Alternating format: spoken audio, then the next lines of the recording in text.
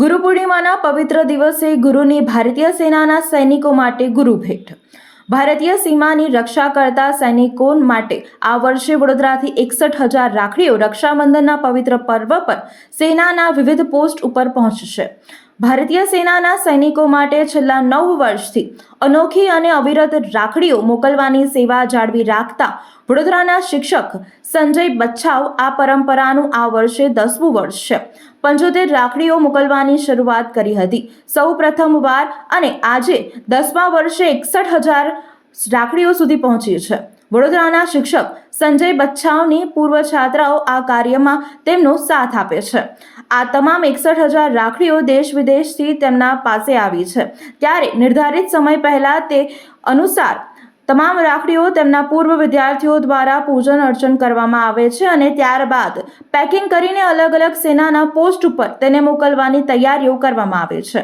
વયોવૃદ્ધ માતાઓ બહેનોથી લઈને યુવા બહેનો દ્વારા આ રાખડીઓ બનાવી અથવા તૈયાર કરી વડોદરા મોકલવામાં આવે છે.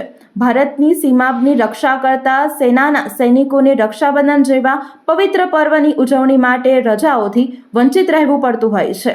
ત્યારે આવી સરાહનીય કામગીરીથી તેઓ પોતાની બહેનોને તેમજ પર્વની ઉજવણી કરી શકે તથા સૈનિકોના અમૂલ્ય યોગદાનના કારણે આજે દેશની પ્રજા શાંતિથી ઊંઘી શકે છે. તેમના અમૂલ્ય યોગદાનને બિરદાવવા માટે આ કાર્યનું આયોજન કરવામાં આવ્યું છે.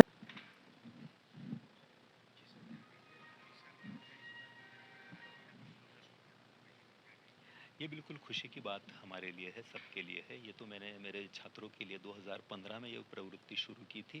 सिर्फ 75 राखियाँ मैंने बॉर्डर पर भेजी थी और उस साल मेरे बहुत सारे छात्रों को बॉर्डर से फ़ोन आए थे, खत आए थे और तब से 2016 से ये सबके लिए ओपन कर दिया और मेरे भूतपूर्व छात्र भी इस प्रवृत्ति में जुड़ गए और तब से ये सिलसिला जारी है। अब बड़ौदा में ये प्रवृत्ति शुरू हुई, मगर बड़ौदा के बाहर, गुजरात के बाहर और देश के बाहर से भी ये राखियाँ आती है। देश विदेश में रहने वाली हमारी जो बहनें हैं, वो सैनिकों के प्रति जो उनकी भावना है, वो राखी के पत्र के माध्यम से भेजती है हम तक और हम बॉर्डर पे ये सैनिकों तक ये भेजते हैं।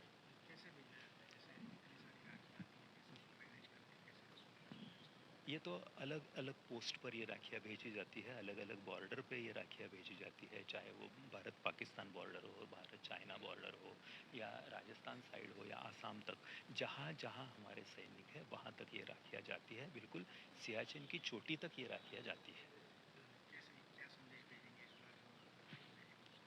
संदेश कुछ नहीं, बस ये शुक्रिया अदा करने का, कृतज्ञता व्यक्त करने का एक जरिया है ये राखी या ये पत्र। बस उनके दीर्घायु के लिए सिर्फ हम प्रार्थना कर सकते हैं, शुभकामनाएं करते हैं, जो हम हमेशा करते रहेंगे।